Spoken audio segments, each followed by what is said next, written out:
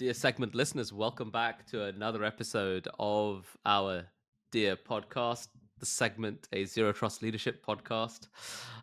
Today, I'm so excited to be joined by the legendary Brett Johnson.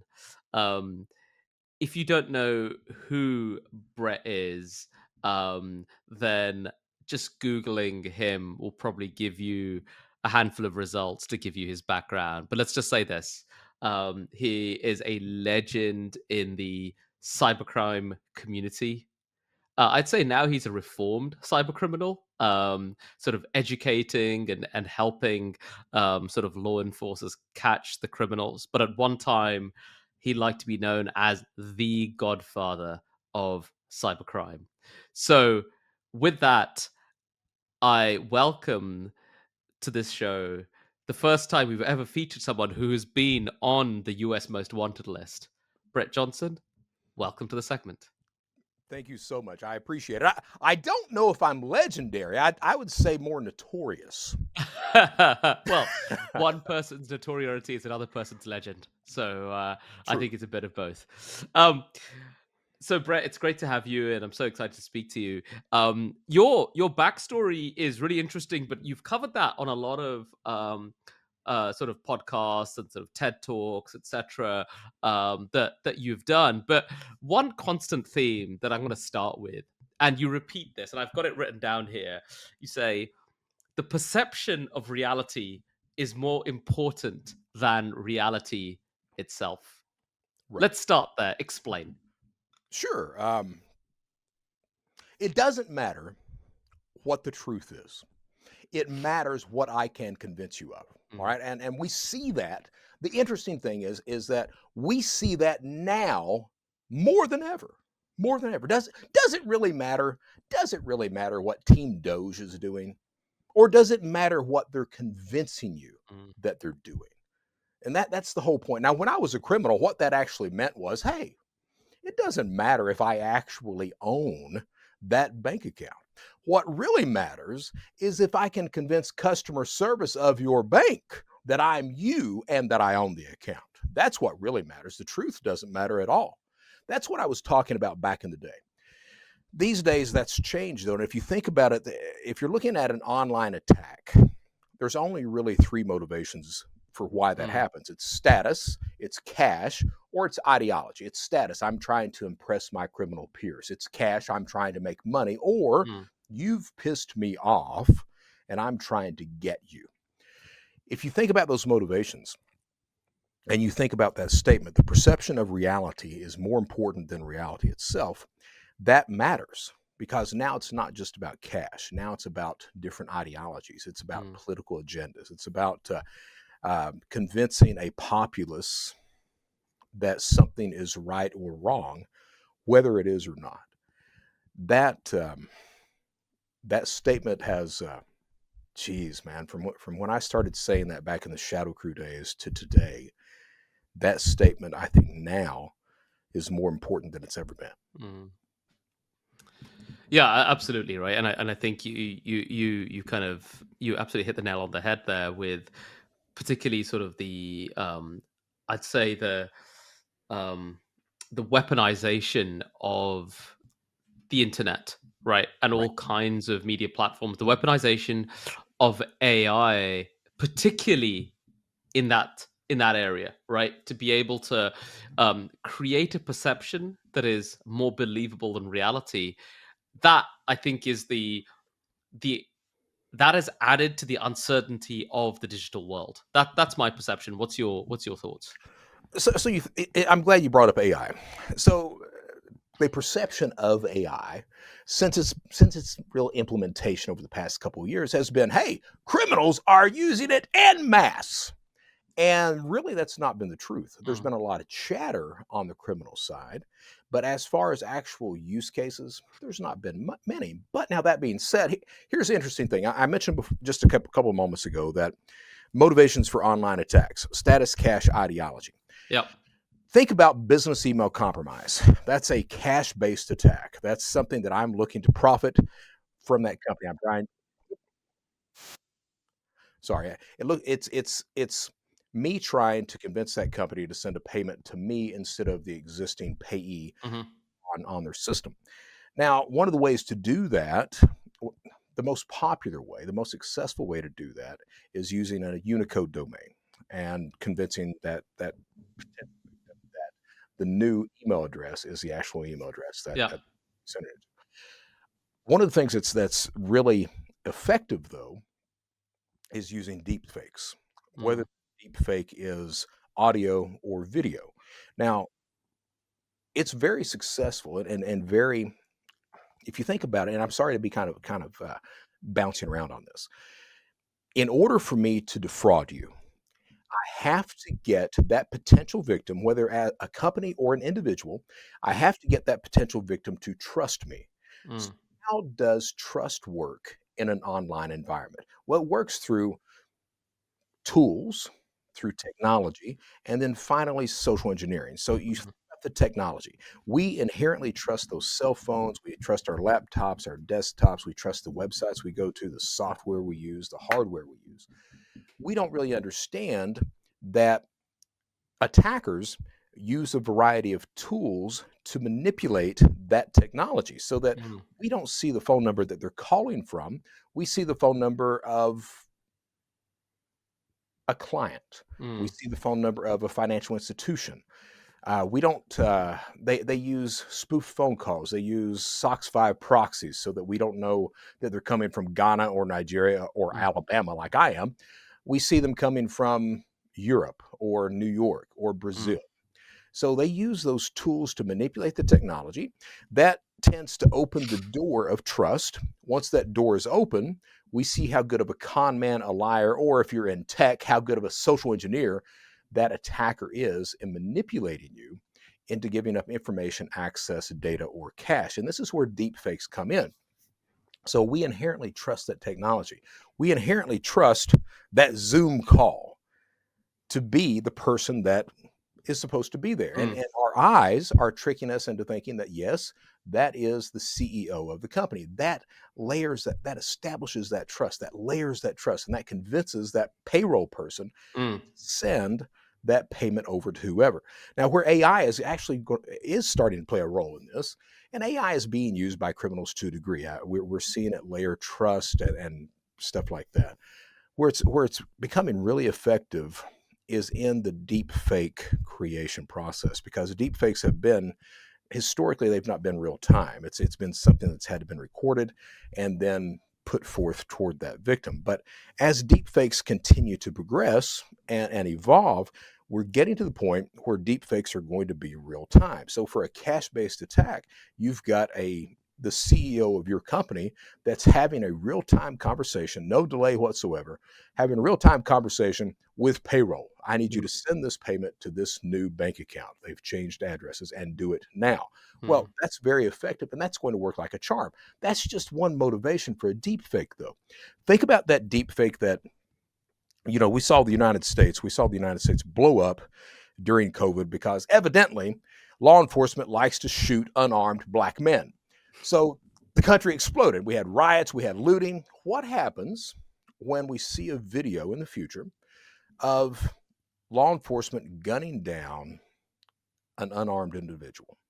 The city explodes. Then a couple of days later, it comes out that, hey, turns out that was a deep fake. Turns out that Mm. the assailant did have a gun. The assailant was firing on law enforcement, but artificial intelligence was able to remove and edit that video and create new video where it appeared that law enforcement was just wantonly murdering this individual. Mm. Well, the damage is already done at that point.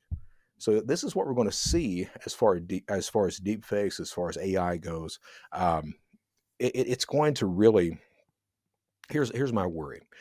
Right now we're seeing the creation of deep fakes and the detection of deep fakes. It's kind of cat and mouse. So you Mm. see the attackers come out with a deep fake. Maybe or maybe not, the security company can recognize it as that. If the company doesn't, they tweak their algorithm where it now identifies a deep fake. Attackers go out and tweak theirs back and forth, back and forth. I really think that we get to the point potentially where AI is able to come up with such good deep fakes that the good guys aren't able to detect them in time to Mm. stop the the damage being done. And because of that, I really think that we stand a very good chance as a society of reaching that point where we're not able to really trust or believe anything that we Mm, see.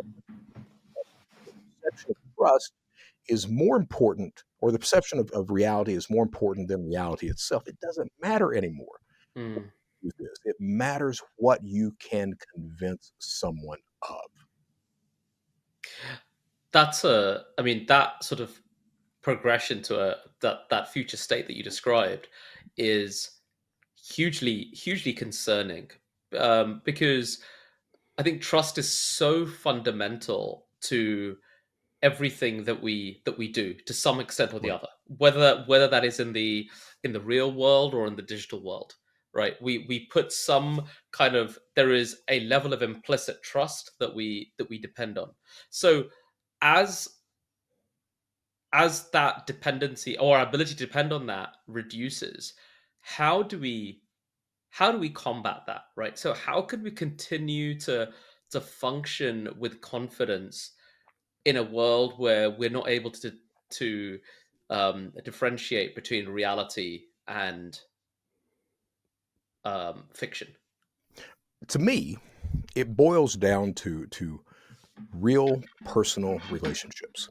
How do you defeat business email compromise? Well, you defeat it by having a personal relationship with that CEO. Not just online, but hey, can we talk? Can I pick up the phone and call you back? Can I have that? Do we have this old school secret phrase that's not been discussed anyplace else except between you and I personally? Do we have that? So it becomes going back to old school ways of security. Mm, It's more than that though. You have to realize that social media likes to put us in our own little echo chambers. yeah, It doesn't like us being objective. It likes us being subjective. It likes us arguing with each other. So it becomes this idea of you have to strive toward being objective, being open minded, being accepting, understanding, and admitting when you're wrong, mm, which is very difficult if you're on Twitter. yeah, Because once you admit you're wrong, the sharks are going to come in and eat you alive. But you have to understand that is not the real world. We live in a society today that over the past few generations, we've been trained that, hey, look out for a number one. That's you. You have to look out for you because no one else is going to. But mm, that is not the way a proper functioning society works. A society is just that, a society. It's not individuals. It's everyone looking out for each other, because yeah, when we look out for each other, everyone becomes better at the end of the day, yeah, more successful at the end of the day, and more profitable at the end of the day. yeah, That's the thing. And when we're looking out for ourselves, ultimately things fall. That's the thing. When I was a criminal, and I still call myself a criminal, but when I was actively breaking the law, one of the reasons that I went into a life of crime, and I've put a lot of thought into this. One of the reasons I went into a life of crime is I wanted to be able to control my own fate. I didn't mm, want to have to rely on anyone else at all. And I'll tell you, when you're committing crime and it's successful, that illusion works like a charm. It absolutely, that's 100% the case. But when everything falls, and it does, when everything falls, you come crashing down to the ground. You find out that real life depends on you working with everyone else and relying on other people. A lot of men, we don't like to ask other people for mm, things. We don't like to rely on other people. But the truth of the matter is, when I was given the opportunity of turning my life around, and I took that opportunity, the way that I was able to do that, yeah, it was my choice, but at the same time, if I didn't have a community, the cybersecurity community, the FBI, my friends, family members, associates, if they weren't there mhm, to support me and call me out on my bullshit when I had it, and I still do have some bullshit, if they weren't doing that, I would have never been able to be where I am today, I would be back in prison for 20 years. I'm absolutely convinced of that, and Hmm. it's something that we as a society have to understand, that it's not just the single person. It's the group that matters, and it's Hmm. helping each other that matters, because that's what we're supposed to be doing. So talk about that concept of society. When you established or running Shadow Crew, was that was there a lot of those properties of a civil society that came into how sort of Shadow Crew operated? Like that collectively people were sort of helping each other to. I mean, yes, of course, it was to support cybercrime, but was there a lot of that sort of implicit trust within that community? So I was in Dubai, and I'm going back to Dubai in a couple of months. But I was keynoting the security part of the GITEX conference in Yeah. Dubai, and I was on a panel, and I was listening to everyone else on the panel, and I was sitting there going, they're saying a lot of nice stuff, and it finally got my turn to talk, and they asked me a question, and I ignored the question completely, and I said, hey, and I looked at the audience, and I was like, hey, do you want to know why the bad guys are winning and Mm, you guys are losing every single day? mm, And the answer is, and it's still the answer today, we, the bad guys, we are better at sharing and collaborating than you guys. mm, We're more of a, as you just mentioned it, more of a society than you guys are. You guys are worried about regulations, you're worried about competitive edges, and you're worried about yourself. We understood with Shadow Crew, and it's not like we sat down and we kind of plotted it out. We didn't. What we did was is the genesis of modern cybercrime. It's actually three websites. It's Counterfeit Library, mhm, Shadow Crew, and Carter Planet. I ran Counterfeit and Shadow Crew. A Ukrainian associate of mine, Dmitry Golubov, he started Carter Planet.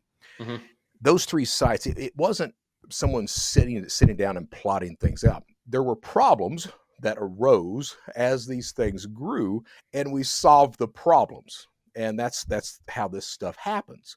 Um, One of the things that we quickly understood with Counterfeit and Shadow Crew is that it's important to share and exchange information. It's important to look out for your fellow criminal. mhm, And the reason we understood that is we also quickly understood that, hey, we're committing crime. And if we don't look out for each other, we're going to have a lot of security guys. And more importantly, we're going to have a lot of police officers in here that's going to arrest us and mm, send us to prison forever. So it became very important to look out for your fellow human being. Yes, even though we were criminals, mm. we absolutely looked out for each other. We helped each other break the law. Yeah. We helped educate each other. If we had personal problems, usually we would handle those with each other. It became a real community, and that's one of the interesting things that we're not seeing that much anymore. We live in neighborhoods these days where typically we don't know our next door neighbor. We Mm, don't speak to them. We keep our blinds drawn in the front so that we can't see out and no one else can see in. We continue to isolate ourselves and live more of our lives online in our own little echo chambers, where we refuse to even entertain the opposite opinion of someone else. If someone else has an opposing view of us, they all of a sudden become our enemy. And that is not the way to grow as a people. It's not the way to expand your knowledge or your horizon or your outlook or insight to anything at all. But certainly with even today, if you look at criminal communities, whether it be on Telegram or on the dark web or even on the surface web, if you look at those criminal communities, you see that core of collaborating, of assisting, of looking out for each other. And mm. it's unfortunate that that's more alive in the criminal world than it is in the good guy world. That's that's fascinating. It's concerning because I think what you then touch on is that some of these values that historically we have sort of felt as being important for society, for a productive society, we're actually forgetting in what we call a sort of legal right, or the non-criminal world. But whereas in the Right. criminal world, some of those key qualities are actually preserved and, in fact, sort of very rigorously practiced in order to be successful. I think that there is a lesson in that of itself, particularly around sort of the sharing of information, right, and the sharing of knowledge. I think that's so important. That's only how we develop. So I want to go back to the motivations that you repeatedly stress on around cybercrime, right? Status, ideology, money. And I think we all sort of understand the money piece. We, to an extent, understand the ideology piece. But I'd love to get your perspective on status, or as I'd say, right, when you, as a cyber criminal, just want to flex your muscles a bit, right? Just sort of show the guns and just show you've been working out. So how would you do that? So, so understand what I'm talking about is, and you see this. I see all the time on LinkedIn or on Twitter. Some security or law enforcement guy, he'll post a video of some kid that's on Facebook or on Telegram waving stacks of cash, or some rap artist talking about all the fraud they're committing, and they'll typically say that guy is a friggin' idiot, and the response is, yeah, that guy is a friggin' idiot. But you're not really understanding or appreciating what's actually going on there. You have to understand that even though those criminal communities are all about making sure that everyone succeeds, those criminal communities are also big dog and little dog. Hmm. That's exactly what those are. So it's big dog eats little dog. And if you have a higher status, that means that you're respected more by every single member in that community. And that respect at the end of the day does equate to profit. So think about it and understand that not all criminals are good. Hmm. And by that, I mean skilled.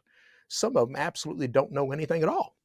They're buying everything off the shelf because these days it doesn't matter what the crime is. Hmm. You can buy every component of committing that crime off the shelf, ready made. You can buy tutorials, you can take live instruction classes. You don't have to understand any dynamic of the crime that you're committing, and you can still succeed. Hmm. So if you're one of these guys that doesn't understand the crime that you're committing, but you're able to steal a lot of money, how do you gain the respect of members within that community? Well, the only thing that you have left is to be able to show, I'm able to steal 30 PS5s. I'm able to make, $30,000 a week doing unemployment insurance claims. And you waive the cash. And that absolutely Hmm. does matter at the end of the day. So when I talk about that, it's, can you do something that no one else within that community can do? Can you build ransomware? Can you deploy ransomware? Because that's what really matters. Can you launch successful social engineering attacks? Can you launch phishing campaigns? Can you do man-in-the-middle attacks? Can you build and deploy botnets? Can you use stolen credit card details to defraud Amazon or Apple when no one on the planet can do that? If you can, then you gain the respect of Hmm. everyone within that community, and that respect matters. What that actually means is you will have members coming to you asking for your advice. They will share more information with you. Hey, I just found out this is working in my area, this specific type of crime, and it's working against this company. And then you can have them offline on Signal or whatever, having a conversation with them. Okay, how's this working? What tools are you using? And it means you're more profitable, more knowledgeable at the end of the day. So once that respect starts to build, you get more people coming in, sharing more information with you. You're able to then share that with other people privately first and then more publicly after that. And that increases your status overall until finally you start to become top of the food chain. Hmm. Because again, it's big dog versus little dog, and that's what matters. So status is one of these things that absolutely matters, that no one really appreciates or understands on the good guy side. And as we're going forward, if you think about it, if cybercrime were a country today, it would have the third largest economy on the planet. That's huge. That's huge. And to dismiss or not understand the importance of status within those types of groups is really missing the entire Mm. point of why a lot of these crimes are committed. I mean that's fascinating, and I want to ask you. So, if you're able to share, like, what is it like? What are some of the key things that you did to achieve that big dog, that Godfather status in the community? All right, so geez, man. Uh, so where to start? Where to start? So I was on the when cybercrime, as you know it today, when it first starts. I really was on the ground floor of that. The site was Counterfeit Library, and it was Mhm. already an existing site. They had a forum on there that was defunct. Really, no one was using it. I was one of the first members of that forum. And the reason I was a member of that forum is I had been ripped off. I didn't know anything at all. I mean, I knew how to do eBay fraud and PayPal fraud. I didn't know really understand the dynamics of a lot of cybercrime at that point. Mhm. And I was looking for a fake ID. A guy ripped me off. Big surprise. I got pissed off. Still needed a fake ID and found this counterfeit library that what they were dealing with was counterfeit degrees and certificates. Mm. And that was the closest thing that I could find to a cybercrime channel at that point. So I got on their forum, no one was using it, and literally the only thing I did was bitch, moan, and complain every single day about being ripped off. And about the same time I was on there, these other two individuals were there too. One went by the screen name of Mr. X. He was out of Los Angeles. The other one went by the screen name of Beelzebub. He was out of Moose Jaw, Saskatchewan, of all places. So we became this kind of buddy group. And one day we used to use ICQ to message each other. Mm. And one day Beelzebub gets me on ICQ, sends me a message. I went by the screen name of Gollum. He was like, Gollum. I was like, yeah, man. He was like, I can make you a fake driver's license. And I was like, well, dude, do it. And he was like, nope, I'm going to charge you for it. Well, by that point in time, I had bitch, moaned, and complained so much that the real owners of Counterfeit Library, they liked me. And I knew them, and we got along really well. So he's like, I'm going to charge you. And I was like, yeah, like hell you are. He's like, no, I'm going to charge you, man. He said, the reason I'm going to charge you is if you're going to be in this business, you have to be able to trust someone at some point. Well, I was like, okay. So I told him, I was like, dude, I'm going to send you $200. And when you rip me off, I'm going to have your ass banned from this site and I don't have to worry about you anymore. And he was like, bet. I was like, okay. So I sent him $200. I sent him my picture.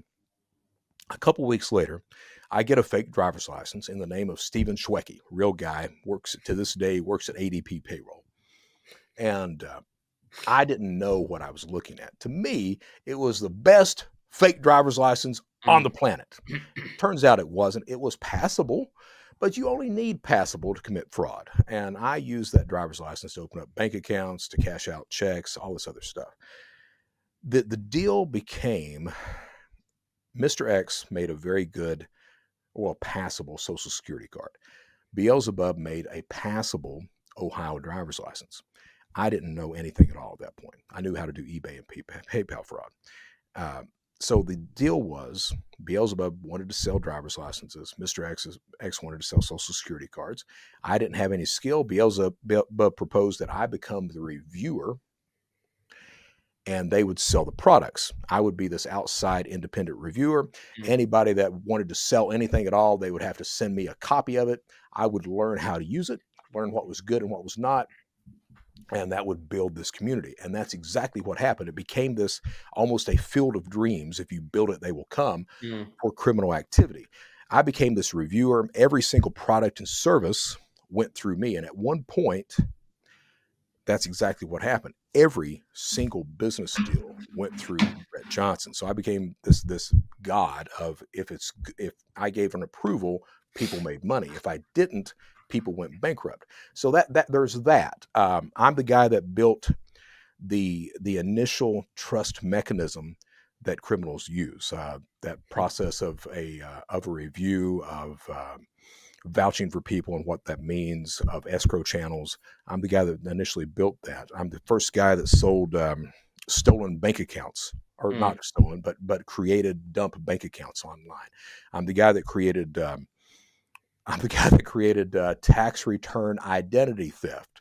So the reason everyone's tax return is delayed every single year is this SOB that's talking to you right now. There's a host. I'm the guy that brought all the Ukrainians stateside. That associate that I mentioned from Carter Planet, Dmitry Golubov, Mm. he was he saw the success that we were having with Counterfeit Library. He was a spammer. He was getting all these credit card details, and he was like, "I wonder if people would buy stolen credit card details." Turns out they will. So he picks up the phone. He calls his buddies. They call theirs. They have a physical conference in Odessa. 150 of these criminals show up, and they launch Carter Planet, which is the genesis of modern credit card theft as we know it. Hmm. The problem with them, they had done so much fraud on the eastern side of Europe that all the cards were shut down. So Dimitri comes to me and he was like, "Hey, we need to be able to cash out." So I'm the guy that was responsible for bridging that Ukrainian English speaking relationship between cyber criminals that lasted it lasted several years. It's still there to a point, but the number of criminal firsts that I'm responsible for is Jesus, man. It's a lot. I mean, I could spend a lot of time on that. There's a reason that the Secret Service called me the original Internet Godfather. It's And it's not a good term, and there's a reason that I was on the United States Most Wanted list. I'll tell you, boys and girls, anyone that's on the United States Most Wanted list, you're not a good guy at that point. You're not. I mean, you're a dangerous dude. It's not it's nothing to be proud of at all. they're not there to give you a medal, that's for sure. No, no. Well, they're there to put you in metal. So let's switch over because you've provided so much perspective there on essentially the cyber criminal, and to some extent like the attacker's mindset, right? And I think going back to something that you said is that right, attack like cybercrime is just going like it's increasing in volume, it's increasing in value. Right. um like what is it from a if you now put sort of on the defender side, right? What are the mistakes defenders are making to such that it feels that we're not getting actually any better at preventing cybercrime? Friend of mine, he posted on LinkedIn yesterday, and what he said, it's really kind of it's eye opening, and I've been alluding to this for a couple of years now. One of the reasons that cyber criminals are extremely successful is that when we act, when we do something, we do it because that's how we eat. Mm, If you're not successful, you don't eat that day. So those social engineering attacks that are out there, there's a difference between how a bad guy does a social engineering attack and a good guy does it. You know, a good guy, if you go to DEF CON or Black Hat, you've got the social engineering farm there and everyone's stealing everyone's laptops and all this other bullshit. That's not how social engineering really works. As a social engineer, if you're really doing it to profit or to whatever the attack motivation is, you're trying to do something in the smallest way possible that causes that potential victim to think that they are just choosing to do that. And you don't mm, want them to ever find out, because when they find out, the gig's up. So you've only got that space to act in. So you want that space of them being unaware to be as long as possible. So the way the good guys do something, I make the joke as well that, hey, DEF CON exists so that people can go and talk about exploits and attack methods that no real criminal will ever do. All right. Um, that's a joke, but there's a lot of truth to that too. And I see this all the time that people assume that they understand how criminals think, that mm, I can think like a criminal. Well, no, you can't. If you could, you would be a criminal. That's one of the things I think people really miss out on. That doesn't mean that you can't anticipate what I may do. You can, but you have to be open minded. You have to be objective and not think that you know everything. And one of the problems I also think is that a lot of these companies have extremely large budgets for security. I don't think that you have to have a really large budget. I think a really large budget means that we have to find something to do with all that money. And sometimes it works and sometimes it doesn't, but let's spend a lot of money anyway. I think all that together, I think that it's, proper cybersecurity and protection is not, it's not, you know, really public facing. It's not really romantic. It's just the nuts and bolts of doing the things that you need to do. We've got 8,500 plus security companies out there. We've got a lot of mass media out there that paints attackers as hackers, as computer geniuses, as able to break into any type of computer system they want to. That's not really the case. Mm. Attacks happen because 90% plus of all attacks use known exploits. Yeah. It's not Yeah. computer geniuses. It's stuff that we've been told about for years Yeah. that we're not doing anything about that causes the threat landscape that's out there. 90% plus of attacks of breaches begin with phishing attacks. Mm. So it's compromising the human. It's looking for known vulnerabilities. It's understanding these things. It's understanding an attacker. Most attacks are cache based. And most attacks are opportunistic attacks. I'm looking for the easiest access that Mm. gives me the largest return on that criminal Yeah. investment. If you Yeah. understand that and just put a modicum of security in, you're going to be okay. But you have to do that. You can't just, have $1 billion. Some of these banks have $1 billion security budget, and I won't tell you which bank, but I was talking to their VP of threats. And I asked her, I was like, hey, why haven't you guys been hit with ransomware yet? And she was like, I don't know. I'll ask. So about 3 weeks later, she comes back and she says, well, I got with my boss. He finally answers me and he says, well, we have $1 billion security budget. And I was like, hell, that's a lot. And she's like, yeah. And then she said, then he paused and he looked at me and he said, and we're very lucky. And I was like, holy hell, luck is a strategy. So, if on one hand you're saying you're spending $1 billion on security, and in the next instant you're saying, and we're lucky, something's probably not right. So That's brilliant, and I'm pretty sure that if they'd saved that $1 billion and just depended on luck, the outcome would probably still be fairly similar. probably similar. That's what's interesting. So it's That's the it really is one of those things of just buckling down and not not thinking that you're a superstar, yeah. not thinking that it's a really romantic job. It's really about the nuts and bolts of things. I saw a guy the other day. Like when I started speaking, there were actually just two real criminals out there that were speaking. Me and Frank Abagnale. Now there's several more, and some of them know what they're talking about. Some of them don't. This one guy, he posted about fraud awareness and security awareness training, and he gave the figures of companies that do security awareness training. They find a 63% decrease in attacks, and they save 50% of money. And he didn't know what he was talking about because security awareness, fraud awareness training, it works as long as the training is ongoing. Yeah. It's not something that you do for a couple of weeks and it's effective. For Yeah. those 2 weeks, it's effective, and then the numbers go right back to what they were. So Yeah. it's understanding that you have to do things in the right way.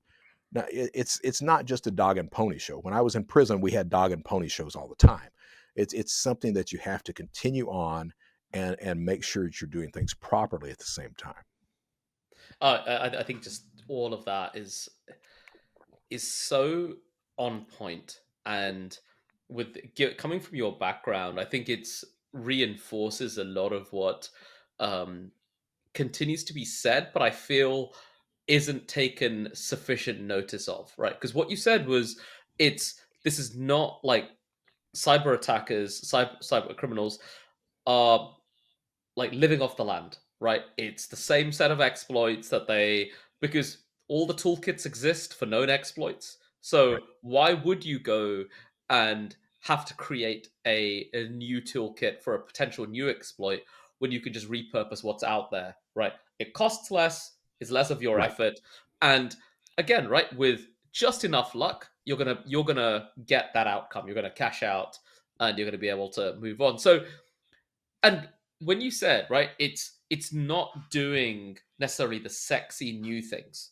right, but being able to be brilliant in the most basic, the fundamentals of cybersecurity, right? That that's essentially where the biggest opportunity lies for defenders. Um, is that lesson being heard? It is some places. It is some places. I think it's being heard more and more the more public a lot of these breaches become. Yeah, You take, for example, Colonial Pipeline. yeah, Colonial Pipeline, why did that happen? Well, it happened because Colonial Pipeline knew that one of their VPN passwords was available on a dark web channel. They knew it. And they didn't do anything about it. They didn't change the password. That's why it happens. So, you know, it happens because, your password is SolarWinds123, or that's one of the reasons it happens. So as that stuff becomes more public facing, and as we understand that Colonial Pipeline tried to, and Experian tried to put it off on an intern, evidently the same intern continues to be hired at all these companies that experience breaches to hear them tell it. But as I think as more of that information becomes public, and as we see how these attacks are not usually sophisticated attacks, Mm, but just opportunistic attacks, I think that the understanding, and as we continue to have conversations like this, I think the understanding, the awareness gets out there of, hey, it's not these sexy things. It's not these computer geniuses that operate in the shadows that no one can catch. It's not. It's these guys that are scanning these things. They're reading white papers. They're being diligent about looking for access. mm, They're understanding that if they're in one vertical and they're able to compromise a company in that vertical with this attack, that hey, probably this same attack will work in these other companies in the same vertical. yeah, So it's understanding these things. It's understanding. It's also sharing and collaborating.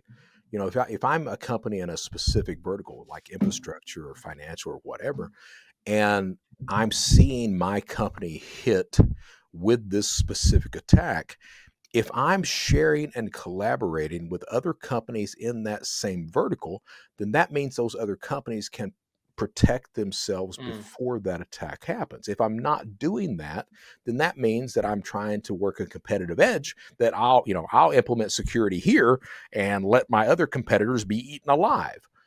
It's being open-minded, it's being objective, it's mm, understanding, as we started out with, that we need to look out for each other. It's yeah. more than just looking out for ourselves. And to that extent, do you think, with a lot of what is like regulations, etc., that that are evolving over time, and there's being a huge amount of importance being placed on reporting, a reporting of incidents, a reporting of impact, and so on. Do you think that is driving a much more transparent culture? Do you think organizations are now like more comfortable in reporting cyber attacks? I'm not sure if they're more comfortable. The issue, you take regulations. Hmm. We tend to have people putting regulations in that have no understanding of the industry they're trying to regulate.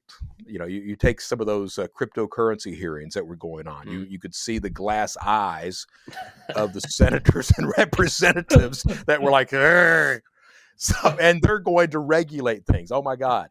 So that's one of the problems. Another problem is that the reporting. While I'm all for it being made public, I'm also for giving an opportunity to those other potential victims to secure themselves before it's made public. Because why was Experian hit? Or Mm, Equifax, I said Experian. Why was Equifax hit? Equifax was hit because Apache announces a patch, Equifax doesn't put it in, and within 24 hours they're eaten alive.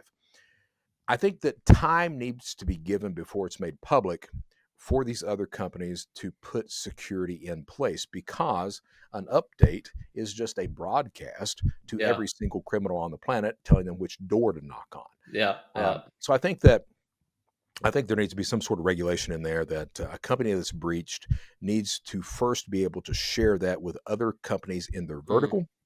Those other companies need to immediately act on that, implement proper security, and at that point, it could then be made public so that those other companies aren't victimized by that announcement of a breach. Hmm.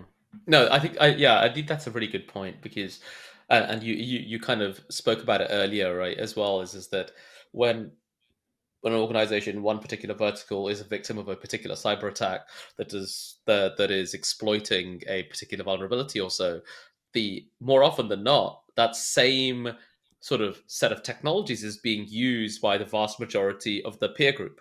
Right. So that so you're right. So like in the case of information sharing, it should be sort of like prioritize of sharing within your peer group, but also it's almost like Chatham House rules, right? Is that share Right. it, but don't make it public till we've had enough time to do our own due diligence and ensure that we're at least protected, right? Because next time one of us will be hit and we're going to share it with you guys and you're also going to benefit in the Exactly. same way.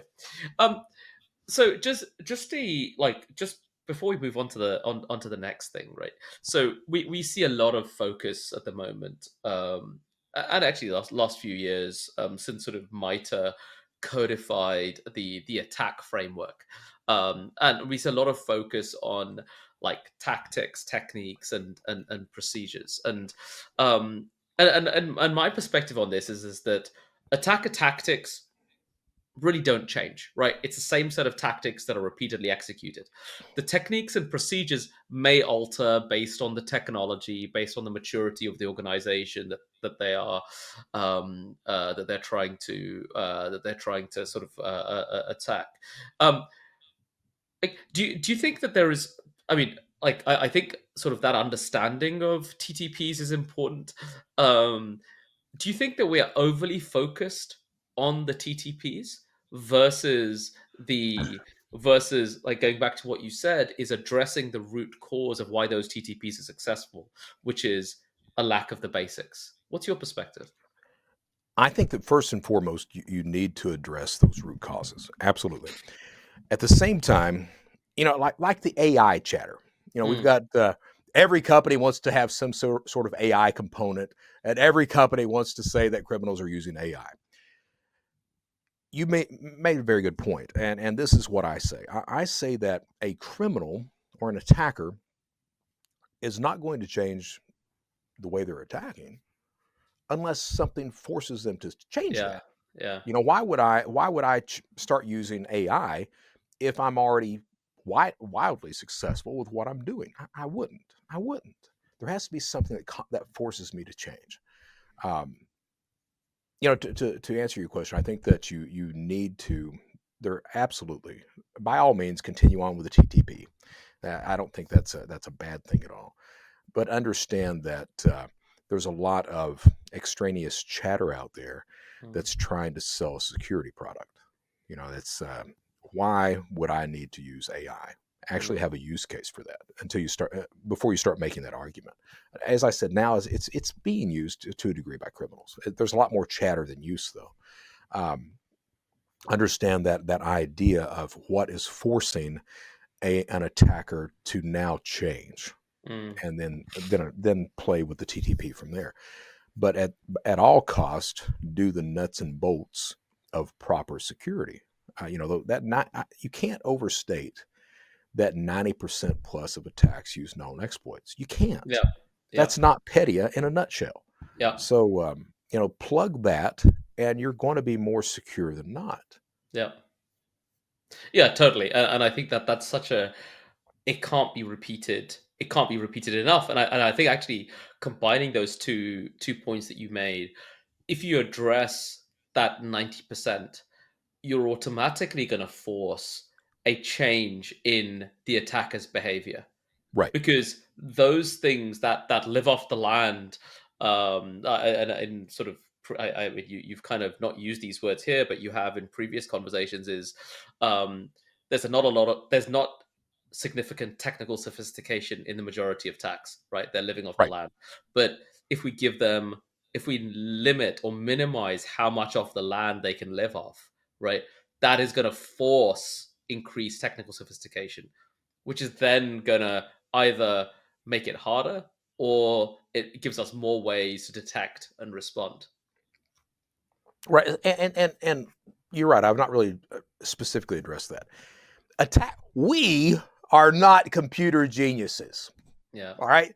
Some of us are very good. Some of us even are.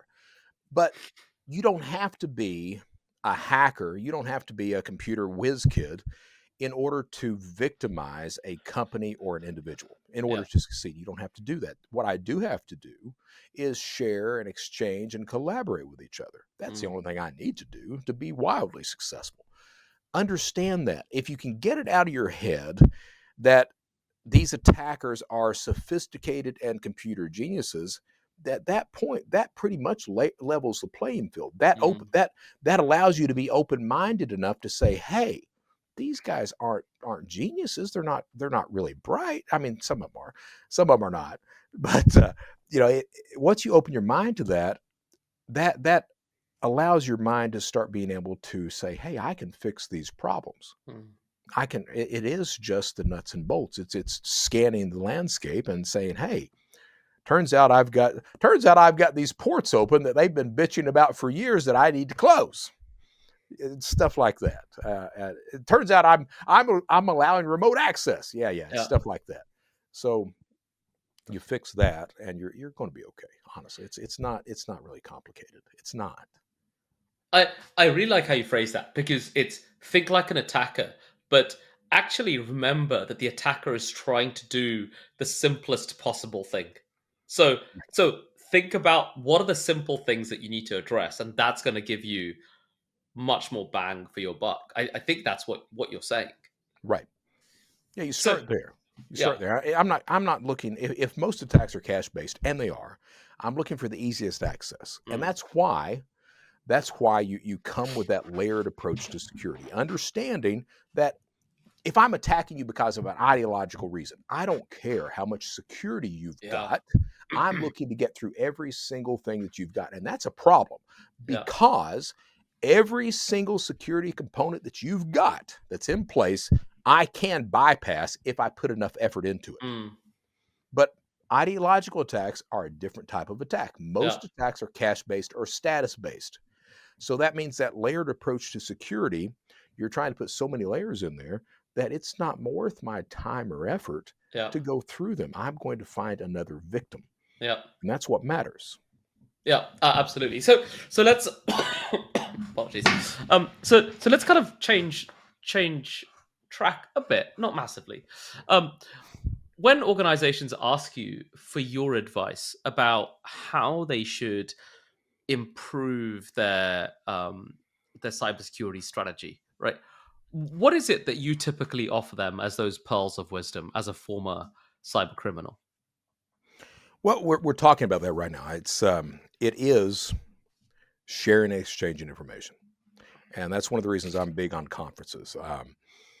At least at conferences, you are able to meet other people that are in the same vertical that you're in, that work in the same type of positions that you work in, that even though rules may be there that you're not supposed to share and collaborate, Mm, you can pick up the phone and say, hey, Bill, this is what we're seeing over here. Maybe, maybe you want to do something about that. So you at least have that ability to make those connections and that network there. That matters at the end of the day. The other thing is understanding, like I said just a moment ago, I don't care what the security service tool or product is that you've got in place. There is no silver bullet. There's not. You'll have security companies that are out there that'll say, you only need my product, it's going to cure everything. That is what we call cybersecurity pillow talk. That's the same thing of saying, I'll still respect you in the morning. No, they won't. So understand that it takes that layered approach, mm, but also understand that if you know why you're being attacked. status, cash, ideology. If you know who's attacking you, and there's only 7 different types of attackers. You've got criminals, you've got hacktivists, you've got terrorists, you've got nation states, you've got insiders, you've got hackers for hire, you've got script kiddies. Those are the 7. You know who's attacking you. You can figure out why they're attacking you from that. What are they looking for? Well, they're only looking for information, access, data, or cash. So if you can understand those things, who they are, why they're attacking, what they're looking for, and design security around that. Yeah. What is that individual looking for? It's you're not going to try to design security for something that no one's ever going to attack you for. Yeah. So Absolutely. concentrate on what they're looking for, who they are, why Mm. they're attacking. Design security. That it's understanding your place in that cybercrime spectrum, because you've got one. And the way it all attack you, it absolutely depends on who you are and what you do. Figure that out. Design security. Do the nuts and bolts. I'm not the guy. I talked to a guy. Jesus, this has probably been 5 years ago. He worked at a financial institution, and he's like, "Hey, we got Splunk." I was like, "Yeah." He's like, "I don't know how to use Splunk." I was like, "Yeah, it's its own language, isn't it?" He's like, "Yeah, it's really difficult." I was like, "So what are you doing with it?" "Well, we've got it hooked up to a computer, and it's not connected to anything." That's the guy. That's the guy that you've got more of a budget than you need. And that's the federal government's bad about that, of giving budgets, and whatever the agency doesn't use has to go back. So that Mm. agency tries to find things to spend that money on. A lot of companies are like that. It's, if we don't use the budget, they're going to cut our budget for next year. Yeah. That's the wrong way to think. It's Mm. it's you need to get past that mindset and understanding that your function is securing the environment for you and your customers or your clients. And we're not there yet. We're absolutely not there. But that's what I talk about, is that I talk about if the different types of components. If you're in financial, do you have that ID verification component? Do you understand how attackers can get past that? Mm. So then you need these other components in there as well to make sure you're looking at things. It's looking at the data overall. Like I worked for the company a couple years ago, and they made me their chief criminal officer. It was a gimmick. It was absolutely a gimmick. They deny it to this day that, oh no, we're serious. You were No, it was a gimmick. So, but it's while I was working there, we started to see this man in the middle attack, and it's because attackers read white papers, and they've been reading white papers for years as well, and they've understood that, hey, there's this push to get rid of passwords. So you're seeing a lot of session tokens being stolen now, a lot of cookie injection attacks. It was that attack, and it's still to this day. That attack is very successful against a lot of financial institutions, and the reason it works is because that financial institution is simply relying on that cookie. Mm. If you've got the cookie, you've got to be the right person.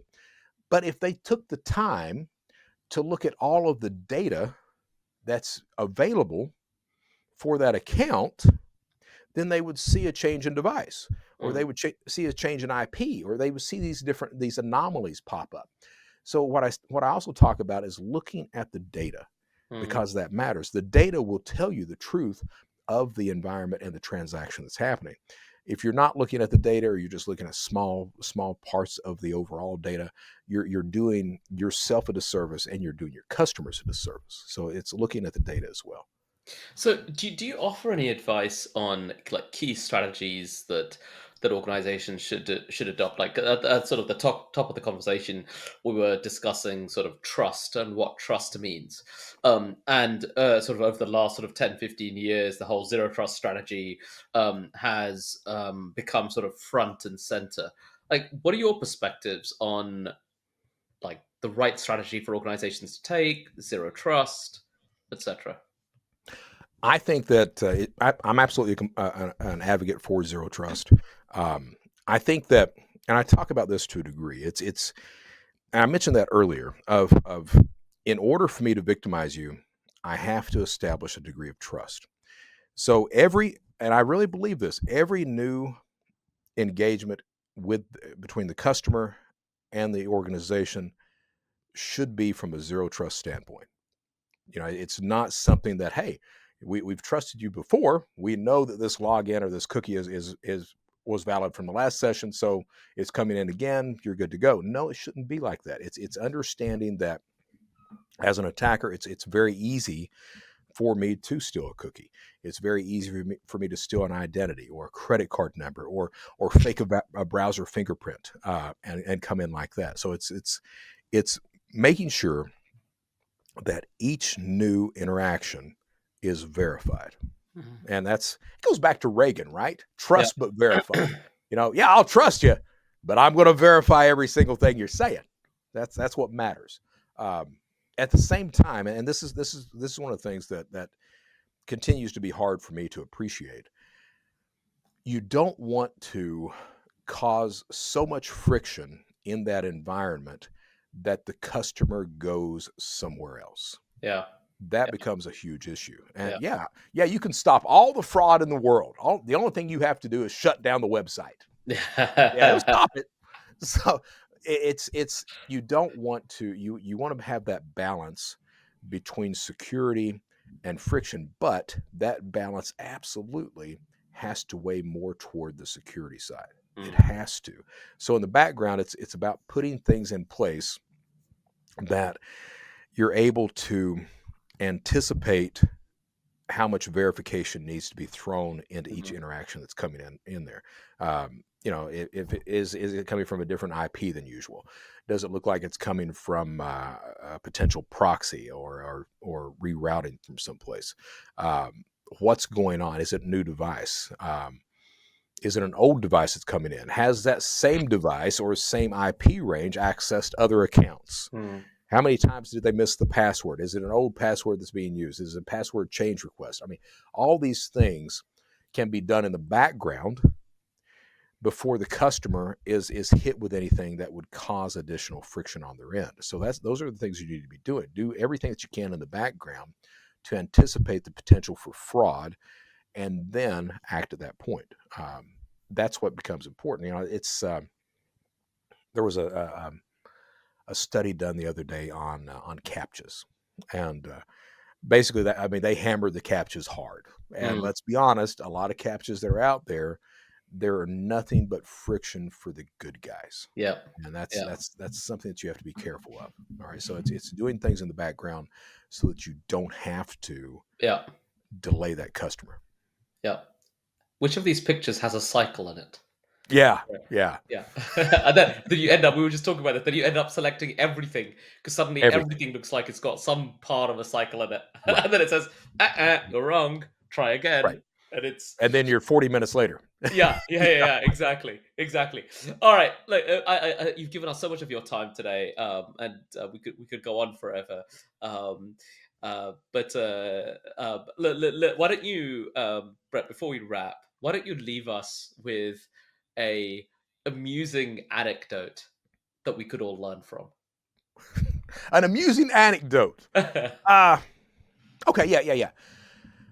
I talked about trust, Mhm, and the first real online crime that I committed, and people may have heard me talk about this before, but it's kind of a microcosm for mhm. the way most scams work. I was in Lexington, Kentucky. I wasn't doing really well with street scams.